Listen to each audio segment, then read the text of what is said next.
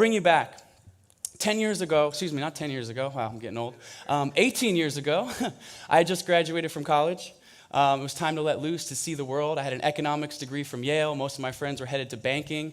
But instead, I took a backpack and a surfboard and my $10,000 life savings from painting houses every single summer, and I set off into the world for an adventure with no itinerary.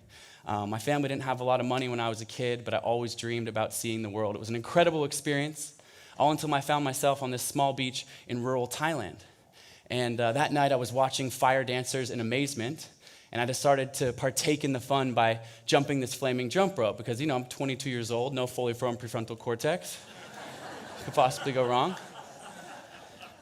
So I jumped that flaming jump rope, and in an instant, my life changes. The rope wraps around my legs and lets my body completely on fire to my neck.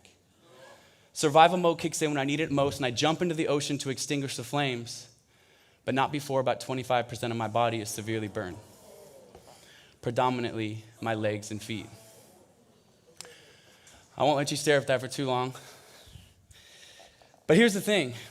I wasn't just in Thailand, I was on an island off the far coast of the edges of Thailand. I was not given a proper ambulance ride. I had a moped ride down a dirt path to a one-room nursing station where they couldn't move me, and I had to undergo these surgeries in this makeshift ICU where there's a cat running around my chest and across my bed, hammering home the fact that I am far from home and in a dire set of circumstances. Fortunately, there is a heroine to this story, this incredible woman right here, which is my mother.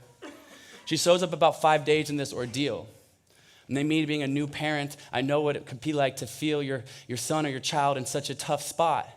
She was afraid, she was crying in the hallways, but she never showed me her own fear. Instead, she came into my hospital room every single day with a smile on her face, an air of positivity, daring me to dream about the future, saying things to me like, Colin, what do you want to do when you get out here? Let's set a goal. And I kept saying to her, what are you talking about, Mom? I'm screwed. The doctors had said I may never walk normally again due to the damage of my ligaments in my knees and ankles. I've been a collegiate swimmer, and all of a sudden, one stupid mistake, life as I know it is over. But she keeps at me, what's your goal? What do you want to do when you get out of here? Come on, let's set a goal. And I finally start to play along, and I say, fine, Mom, when I get out of here, one day I'm going to compete in a triathlon. And she could have said, yeah, I said set a goal, but the legs, maybe something a little more realistic.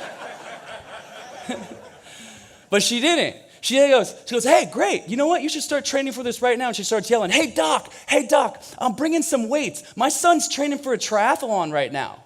So before I know it, I'm in a Thai hospital, bandaged from the waist down, lifting 10-pound dumbbells. You can see the look on this Thai doctor's face, like, man, someone just smacks him and says, this stupid American kid, he's never going to walk again. But it was fixed in my mind. I was finally released from that Thai hospital, still hadn't taken a single step. I was carried on and off the plane and placed in a wheelchair when I got home. That first day when I got home, my mother says to me, I don't care what you do with your day, but you need to figure out how to get out of your wheelchair and take one step into this wooden chair she placed in front of me. It took me 3 hours that day to work up the courage and strength, but I get up, I take my first step, and slump into the chair. My mom doesn't take it easy on me.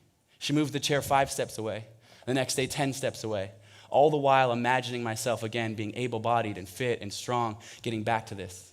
And eventually, a year and a half after being burned in the fire, I showed up in Chicago to race in the triathlon. I dive into the water, swim the first mile in Lake Michigan, get on my bike, ride 25 miles down Lakeshore Drive, put on my running shoes. I run 6.2 miles, cross the finish line. I've done it. I've achieved my goal. But there's one more surprise in store that day, which is I haven't actually just finished the race, but I've actually won the entire Chicago Triathlon. Thank you. Thank you.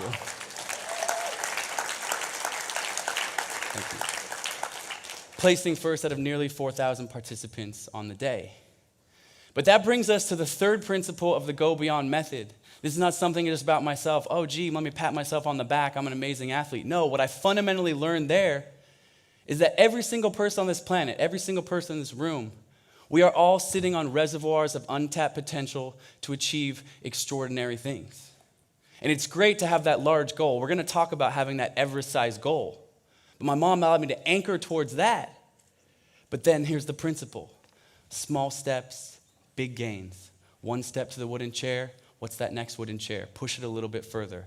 A key principle for unlocking our mindset, our deepest purpose, and becoming the best versions of ourselves.